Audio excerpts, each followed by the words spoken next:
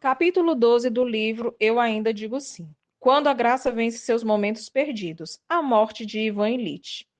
Você já desperdiçou uma tarde? Vamos, seja honesto. Todos nós já desperdiçamos. Em algum nível, todos somos sujeitos que maratonam séries, matam aula, fogem do trabalho e podem confessar que já jogaram algum tempo fora. Todos nós registramos algumas ausências. Mesmo assim, apesar de seu catálogo de arrependimentos legítimos, desperdício provavelmente não está no centro de sua história. E se estivesse? E se a verdadeira clareza sobre como viver e amar só chegasse com seus suspiros finais? Apresentando Ivan. O Conde Leon Tolstói, 1828 a 1910, nasceu em uma nobre e abastada família russa. Leon teve um começo aristocrático. Sua família lhe concedeu todo tipo de privilégios, até que, aos 40 anos, ele experimentou uma crise de consciência seguida por um despertar espiritual. A maioria dos historiadores acredita que essa foi uma conversão genuína a Cristo, marcada por práticas monásticas e uma defesa apaixonada dos pobres. Além de escrever o volumoso Guerra e Paz, um dos maiores romances da Rússia, Tolstói escreveu A Morte de Ivan Ilitch, um livro menor sobre um juiz russo ordinário de classe média. Ivan Ilitch não se distingue por nada além de uma ambivalência firme em relação ao mundo exterior. Ele é competente, ambicioso, agradável ao extremo e tomado pelo tipo de vaidade que alimenta a autoobsessão. Em outras palavras, ele é uma alma calculista que passa sua carreira se esforçando para progredir. Para Ivan, a vida é um palco em que a performance de uma pessoa é medida pela impressão deixada nos outros.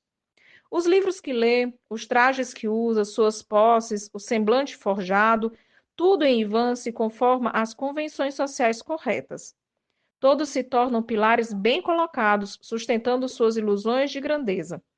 Bem, Ivan Ilitch também tem qualidades louváveis. Ele é inteligente, zeloso e hospitaleiro. No entanto, sua alma é moralmente superficial. Dificilmente se aprofunda o suficiente para apoiar quaisquer interesses além dos seus. Em um mundo onde cada nascer do sol brilha com mistério e complexidade, Ivan evita a luz, contente em habitar o crepúsculo cinzento de uma vida sem exposição. Assim, Ivan apresenta um exemplo clássico de uma vida perdida, cujo horror não vem do mal, mas da ambivalência para com sua esposa, sua família e os outros. Ivan não é apenas um homem, ele é um símbolo da vida vivida sem Deus, a consequência épica de uma existência desatenta. A história da vida de Ivan Ilitch, começa Tolstói, foi das mais simples e mais comuns, e, portanto, das mais terríveis. Quando uma vida comum e simples se torna terrível? Resposta de Tolstói. Quando aquela vida comum e simples é desperdiçada em uma ilusão sustentada sobre si mesmo. Tolstói ilustra mais claramente a existência insignificante de Ivan nas cadências de seu casamento. A esposa de Ivan é Parskovia Fyodorovna Golovina, uma personagem vazia que corresponde à moralidade frágil de Ivan com sua própria visão de mundo sem força. O casamento deles é uma união de conveniência, até deixar de existir.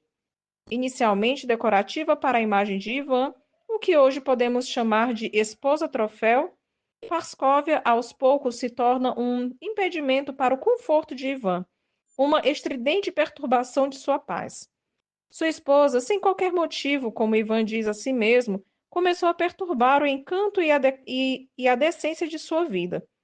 Ela exige a atenção de Ivan, critica a maneira que ele a trata, fica com ciúmes sem motivo e às vezes fazia cenas grosseiras e desagradáveis.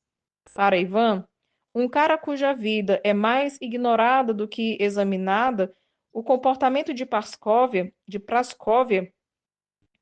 torna-se intolerável. Assim, ele se retrai e cria um domínio aconchegante fora do alcance dos humores irritantes e das exigências enfadonhas de sua esposa. É dessa ilha, com Ivan isolado, Praskovia contida, seu casamento como uma mera associação cerimonial, que é a história do Conde Tolstói zarpa. Mas o destino de sua história são os últimos suspiros de Ivan, a chegada de sua morte. Uma vida de arrependimentos. Um dia Ivan percebe uma dor em seu lado. Como um indivíduo desacostumado ao desconforto, a presença da dor o enterra sob uma avalanche de autocomiseração. Sua mente se volta para dentro e para baixo, e seu mundo se reduz à agonia de suas dores. A doença assume o controle e, embora não diagnosticada, torna-se inexplicavelmente fatal, simplesmente porque Ivan acredita que será. O declínio físico de Ivan o empurra inesperadamente para o limiar da reflexão moral. A partir daí, ele caminha lenta e hesitantemente em direção a um terreno inexplorado. Em um episódio de sofrimento auto-infligido, Ivan experimenta um lampejo de clareza moral. É como se eu estivesse descendo montanha abaixo, imaginando estar subindo. E era assim mesmo. Eu estava subindo na opinião pública, mas na mesma proporção, a vida estava se esvaindo de mim. E agora tudo acabou e há apenas morte. Para Ivan, a morte clareia sua mente. Sua hora final se torna seu momento decisivo, marcado pela chegada de uma pergunta angustiante: e se toda a minha vida foi um erro? Ser humano é ser falho. Não somos divinos, mas danificados. Não infalíveis, mas imperfeitos. Não ilimitados, mas quebrados. Estar vivo é lutar com o arrependimento. Casei-me com a pessoa errada? Aceitei o trabalho errado? Perdi minha vocação? Fui um pai muito egoísta? Vivi de forma preguiçosa? Por meio de Ivan Ilitch, o Conde Tolstói nos convida a considerar esse problema delicado, mas perene. Ivan aparentemente pergunta: agora que sou terrivelmente honesto e meus problemas reais desapontam na claridade, é tarde demais para resolvê-los? Se minha vida inteira estava errada e meu casamento deu errado, isso ainda pode ser consertado?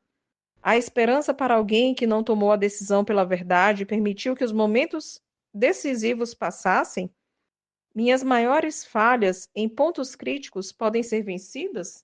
O aguilhão da morte. A morte nunca é uma mera passagem. Ela é o que acontece quando a queda encontra o juízo. Para aqueles que planam por cima dos menores sofrimentos, a morte torna-se um violento acerto de contas, um momento estimulante em que o furacão da verdade atinge a terra. Se a vida é a casa de um tolo, a verdade nua e crua que vem com a morte derruba a casa por terra. As perguntas do fundo da alma podem se tornar ventos de categoria 5, catastróficos quando permanecem sem resposta. Ivan contempla impotente os vendáveis destrutivos da acusação, enquanto seus momentos finais se enchem de irrefreável agonia. Ocorreu-lhe o que tinha parecido totalmente impossível antes, a saber, que ele não teria vivido sua vida como deveria. Isso podia, enfim, ser verdade. Ocorreu-lhe que suas tentativas quase imperceptíveis de lutar contra o que era considerado correto pelas pessoas de posições mais altas, aqueles impulsos quase insignificantes que ele havia suprimido imediatamente, podiam ter sido a coisa real e todo o resto falso. E seus deveres profissionais e o arranjo completo de sua vida e de sua família e todos os seus interesses sociais e oficiais, podia tudo ter sido falso. Ele tentou defender todas essas coisas para si mesmo e subitamente deu-se conta da fragilidade do que estava defendendo. Não havia nada o que defender. Mas é assim, disse para consigo. Se estou deixando esta vida com a consciência de que perdi tudo o que me foi dado e é impossível retificá-la, que fazer então? Sem resposta, Ivan é dominado pelo presságio de uma melancolia. Ele se abate, a miséria corrói sua alma. À medida que a vida é drenada de seu corpo, questões há muito enterradas começam a surgir, como corpos em sua baixa de rio que secou.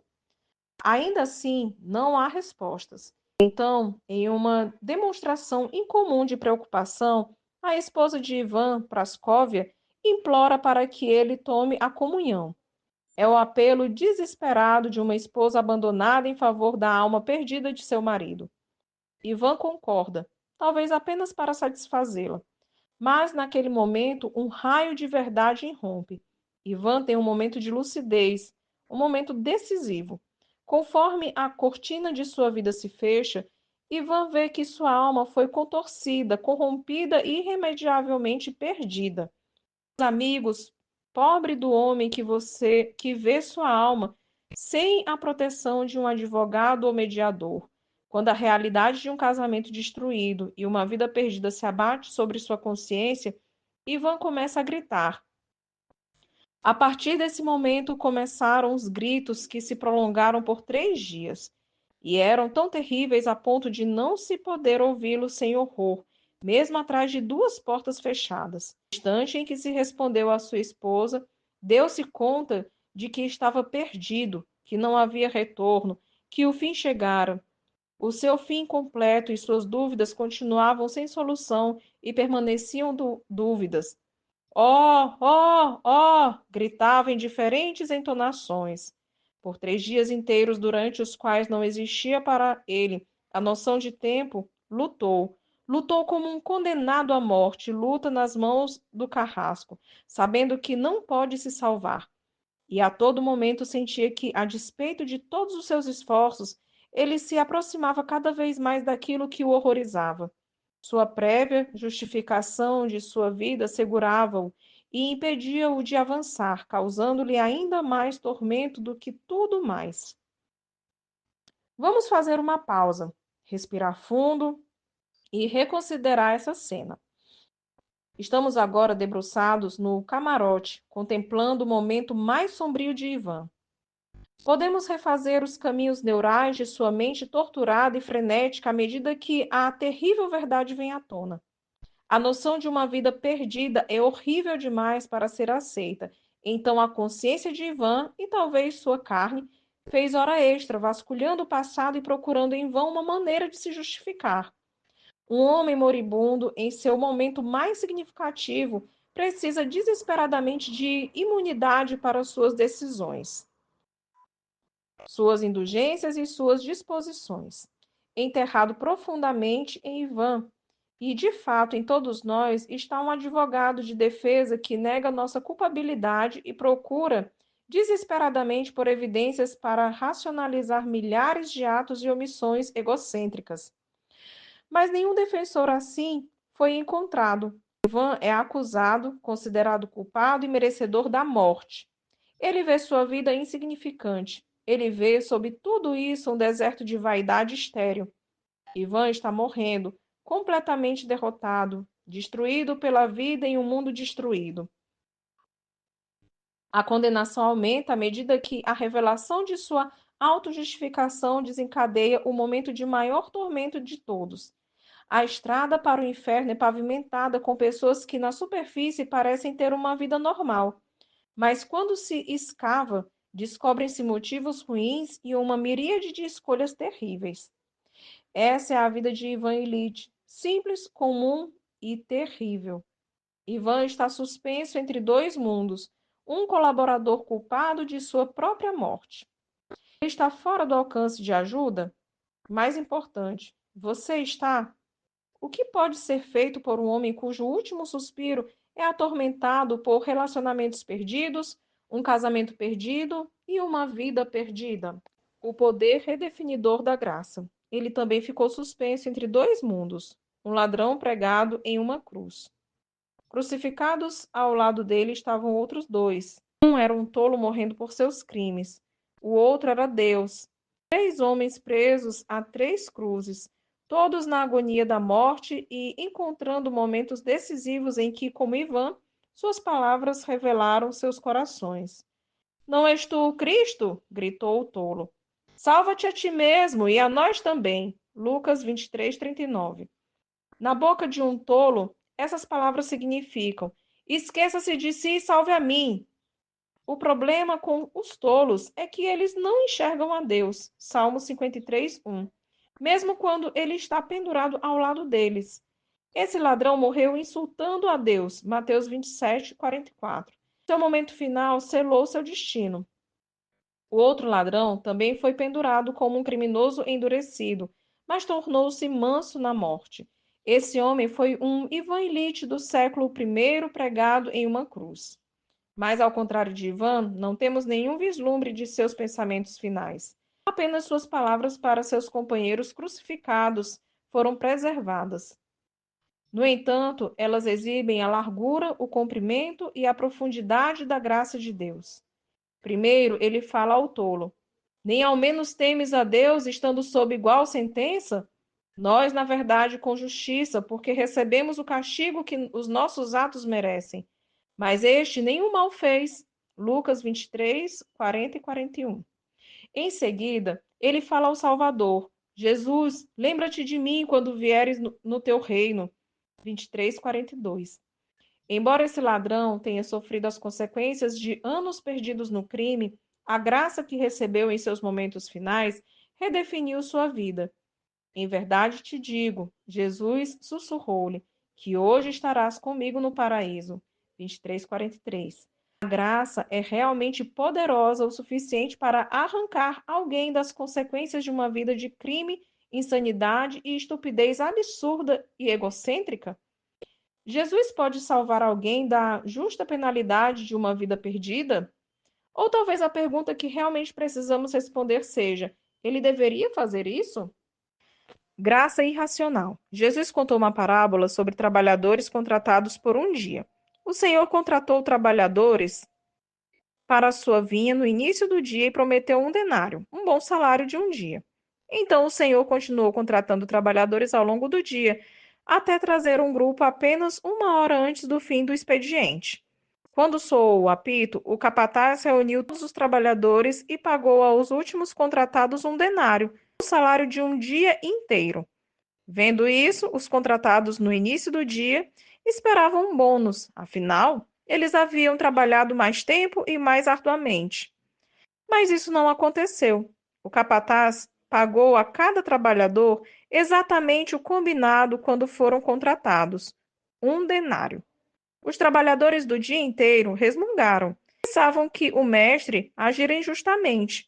Pensavam que mereciam mais. Salários iguais para trabalhos desiguais parecia uma injustiça, uma política de compensação fundamentalmente injusta. Mas o proprietário, respondendo, disse a um deles: amigo, não te faço injustiça. Não combinaste comigo um denário? Toma o que é teu e vai-te, pois quero dar a este último tanto quanto a ti. Porventura não me é lícito fazer o que quero do que é meu? Ou são maus os teus olhos porque eu sou bom? Mateus capítulo 20, versos 13 a 15. A maneira pela qual vemos o Senhor nessa parábola diz muito sobre nossa compreensão da graça. Aqueles que trabalharam o dia todo mereciam mais do que foi prometido? A generosidade do mestre para com os rapazes no fim do dia o obrigava a mudar a folha de pagamento de todos? O sindicato pode dizer que sim. O que você diz? Com essa história, Jesus expõe nossos corações mimados. Sempre examinamos os campos em busca do trabalhador que parece menos merecedor para ter um argumento a fim de ganharmos mais. Somos cambistas morais, diminuindo o valor da graça ao convertê-la para a moeda de nosso próprio mérito. Os trabalhadores do dia inteiro se comparam aos outros e concluem que merecem mais. Mas a generosidade de Deus para com alguns não é injustiça para com outros. Deus inverteu o roteiro. Em Cristo, o último é o primeiro e o primeiro é o último. Ele dá a mesma graça independentemente das horas trabalhadas. Então, a graça arrebata um ladrão das chamas da morte e o leva direto para o paraíso. É como Deus pode lidar com uma vida desperdiçada. Existe uma parte de você que inveja o ladrão por essa misericórdia? Quando o desperdício encontra graça. É por isso que adoro a história de Ivan Illich. Seu casamento foi desperdiçado. Sua vida foi desperdiçada. Ele merece consequências eternas. O narcisista patético agora é um homem miserável à beira da morte. Como eu me sentiria por ele receber uma generosidade que não merece? A história de Tolstói termina com o momento decisivo final de Ivan. De repente, alguma força o atingiu no peito e no lado, tornando-se ainda mais difícil respirar. Ele caiu em um buraco e lá no fundo havia uma luz. O que aconteceu com ele foi como a sensação que às vezes se experimenta em um vagão de trem quando se pensa que está indo para trás, enquanto na verdade está indo para frente. E, de repente, toma-se consciência da verdadeira direção. Sim, nem tudo estava certo, disse para consigo, mas isso não importa, pode ser feito. Mas o que é aquilo? Indagou-se, e subitamente se calou. Isso ocorreu no final do terceiro dia, 2 horas antes de sua morte. Foi justamente então que seu filho, Dinasiano, esgueirou-se silenciosamente e foi até a lateral da cama. O moribundo ainda gritava desesperadamente e agitava os braços. Sua mão caiu sobre a cabeça do garoto e este a segurou, apertou-a contra seus lábios e caiu em prantos. Naquele exato momento, Ivan Ilitch caiu no fundo e avistou a luz. E lhe foi revelado que, embora sua vida não fora o que deveria ter sido, ainda podia ser corrigida. Ele se perguntou: o que é aquilo? E ficou quieto, escutando. Algo inesperado acontece. A graça aparece no fundo implacável de uma vida desperdiçada. Ivan se aquieta, talvez pela primeira vez em sua vida. Ele fica prostrado, pensando e ouvindo e perguntando: o que é aquilo? No abismo mais profundo da existência humana, Deus está presente. Como ladrão sussurrando, o Senhor se lembrará de mim quando entrar em seu reino. Lucas 23, 42. Deus fornece a Ivan o pedido certo e, pela graça, mostra-lhe o caminho de subida. Às vezes, a escada aparece nos lugares mais inesperados. Então, Ivan Ilitch sentiu que alguém beijava sua mão. Ele abriu os olhos, olhou para seu filho e sentiu pena dele. Sua esposa se aproximou e ele a viu de relance. Ela olhava-o fixamente de boca aberta, com lágrimas escorrendo no nariz e nas bochechas e uma expressão de desespero no rosto. Sentiu pena dela também. Sim, eu os atormento, pensou. Eles lamentam, mas será melhor para eles quando eu morrer. Quis dizer-lhes isso, mas não teve forças para falar. Além do mais, para que falar? Devo agir, pensou. Com um olhar para sua esposa, indicou seu filho e disse: leve-o daqui. Sinto muito por ele. Lamento por você também, tentou acrescentar. Perdoe-me, mas disse: deixe-me passar. Acenou com a mão, sabendo que aquele cujo entendimento importava entenderia. E de repente ficou claro para ele que aquilo que o estava oprimindo e não o abandonaria estava desvanecendo de uma só vez, de ambos os lados, de 10 lados, de todos os lados. Lamentou-se por eles, devia agir para não machucá-los, libertá-los e libertar-se desse sofrimento. Tão bom e tão simples, pensou. E a dor? Perguntou-se. O que foi feito da dor? Onde está você, dor? Voltou sua atenção para ela. Sim, aqui está. Bem, e daí? Deixe que venha. Quando a graça chega, a dor volta ao seu tamanho adequado. O sofrimento é sempre sério e intensamente significativo, mas não precisa nos definir. À medida que Ivan encontra a graça de Deus, temporariamente perde sua dor. A condição de Ivan não mudou, mas sua dor. E nas mãos de Tolstói se torna uma metáfora do amor próprio de Ivan. Não reina mais suprema sobre sua alma. O ídolo de Ivan foi destronado. A presença de Deus assume o comando. A esposa de Ivan entra em foco. Um novo amor nasce. E sob o novo domínio do amor, o medo não pode reinar. E a morte, onde está? Procurou seu habitual medo da morte, não encontrou. Onde está? A morte. Não havia nenhum medo, porque não havia morte. Em seu lugar havia luz. Bem, então é isso, exclamou de repente em voz alta. Que alegria! Para ele, tudo isso aconteceu em um único instante, e a significação daquele instante não se alterou mais. Para os presentes, sua agonia durou ainda 2 horas. Um som indistinto saía de sua garganta, seu corpo macilento se contraía. Então a respiração ofegante e o som indistinto se tornaram cada vez menos frequentes. Acabou, disse alguém perto dele. Ele ouviu essas palavras e as repetiu em sua alma. A morte acabou, disse consigo. Não existe mais. Respirou profundamente, parou no meio de um suspiro, esticou-se e morreu. Quando a graça vai à guerra, ela vence. O próprio poder necessário para se arrepender vem daquele que ama perdoar. Efésios 2:8. Enquanto a graça afasta os dedos aterrorizantes que sufocam seu coração, Ivan Illich descobre essa verdade. Embora ainda caminhe pelo vale da sombra da morte, Ivan não teme o mal. Deus agora está com ele e o confronta, e o conforta. Salmo 23, 4 e 5. Deus o liberta de seus medos. Hebreus 12:15. Na verdade, a graça roubou da morte seu poder sobre uma vida desperdiçada. Onde está, ó morte, a tua vitória? Onde está, ó morte, o teu aguilhão? 1 Coríntios 15:55. As palavras finais de Ivan, a morte acabou, são quase inaudíveis, mas estão presentes o suficiente para revelar que sua vida será coberta pela morte de outro, alguém cujas palavras finais foram ditas em uma cruz manchada de sangue no Gólgota. O momento decisivo definitivo. Jesus viveu uma vida perfeita para nos libertar da prisão de uma vida desperdiçada. Jesus viveu uma vida perfeita para nos libertar da prisão de uma vida desperdiçada. A graça vence.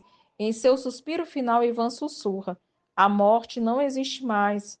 O medo, a dor e a condenação esmagadora de uma vida vivida no altar do seu ego evaporam sob o nascer do sol escaldante de um novo afeto por sua esposa e filho.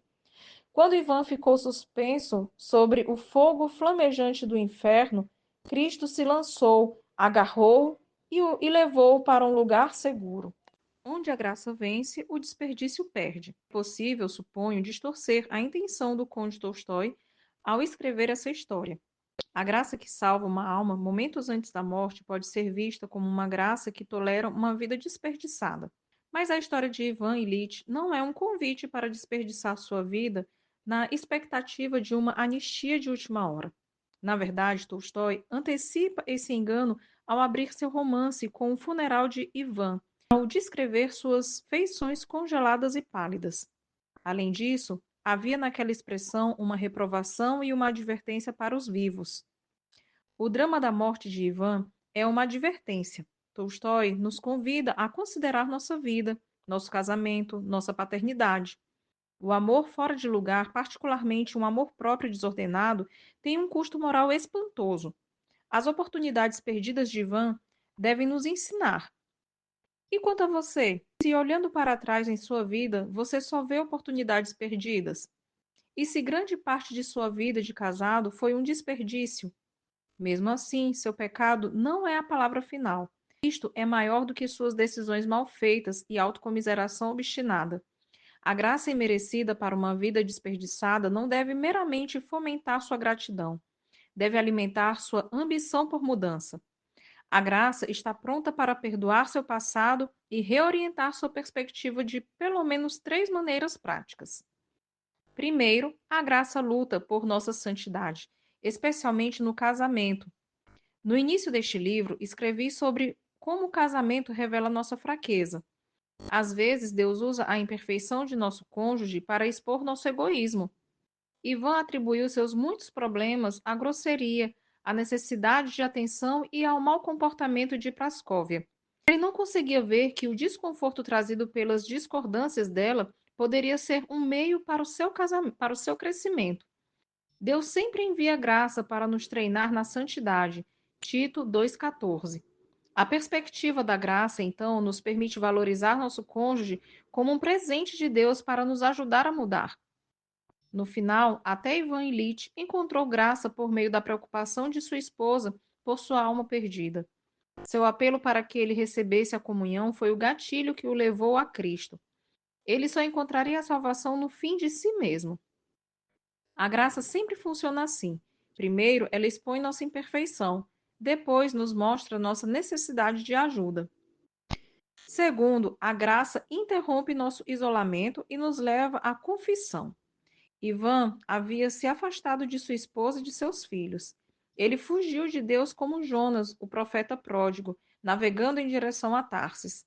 A família de Ivan era sua Nínive, há muito negligenciada. Chegou lá finalmente, mas não foi um grande peixe ou uma planta ressecada que amoleceu seu coração. No final, o toque de seu filho gerou empatia e compaixão por dentro. Os últimos suspiros de Ivan foram usados para buscar o perdão, a paz e a reconciliação com sua família. Como Ivan, você está fugindo de Deus agora? Admitir isso pode realmente desencadear seu momento decisivo. Não há necessidade de esperar até a morte para confessar o pecado e encontrar paz. Não tenha medo e não se sinta condenado. Lembre-se, seu pecado não é a palavra final. Há alguém que é maior do que suas decisões mal feitas e seus caprichos obstinados. Ele está pronto para perdoar seu passado e reorientar seu presente. Ele está pronto para redefinir sua vida a fim de que você esteja pronto para seu momento decisivo final. Finalmente, a graça vence para que possamos deixar de lado nossa performance. Grande parte da vida de Ivan foi desperdiçada se exibindo para outras pessoas e satisfazendo suas próprias ambições em detrimento das verdadeiras prioridades. Ele desperdiçou seus relacionamentos a ponto de se tornar mais um fardo para sua família do que uma bênção. No final, ele percebeu isso, o que foi esmagador. Mas os fracassos de Ivan não definiram seu destino. No fim das contas, sua vida foi definida por alguém que agiu por ele. Ao morrer, ele ouviu alguém dizer: acabou. Essa palavra é um eco simbólico das palavras de Cristo na cruz. E Ivan a ouviu exatamente dessa maneira. Ela alimentou sua alegria e deleite interior. Ivan tinha se tornado como Cristo em sua morte, e isso lhe deu confiança de que, de alguma forma, ele seria como Cristo na ressurreição. Filipenses capítulo 3, versos 10 e 11. Embora seu corpo tenha morrido, interiormente ele foi renovado, segundo aos Coríntios 4,16. Tolstói nos diz que ele ouviu essas palavras e as repetiu em sua alma. A morte acabou, disse consigo, não existe mais.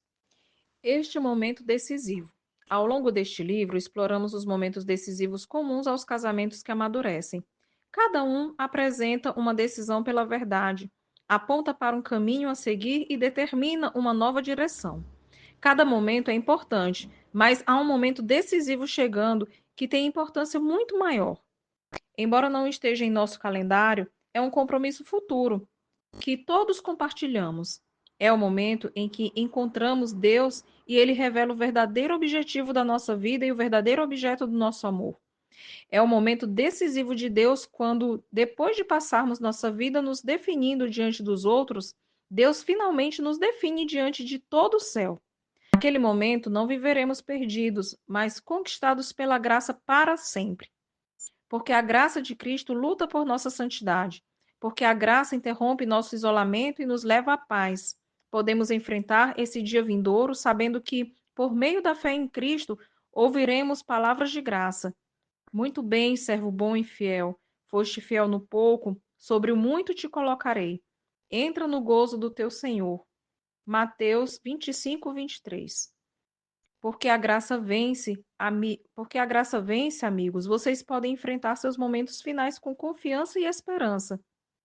Ora, aquele que é poderoso para vos guardar de tropeços e para vos apresentar com exultação, imaculados diante da sua glória, ao único Deus, nosso Salvador, mediante Jesus Cristo, Senhor nosso, glória, majestade, império e soberania, antes de todas as eras, e agora e por todos os séculos. Amém. Judas 24, 25. Se você gostou deste conteúdo, se inscreva no canal, ative o sino de notificações, deixe o seu gostei, o seu comentário e compartilhe com mais pessoas.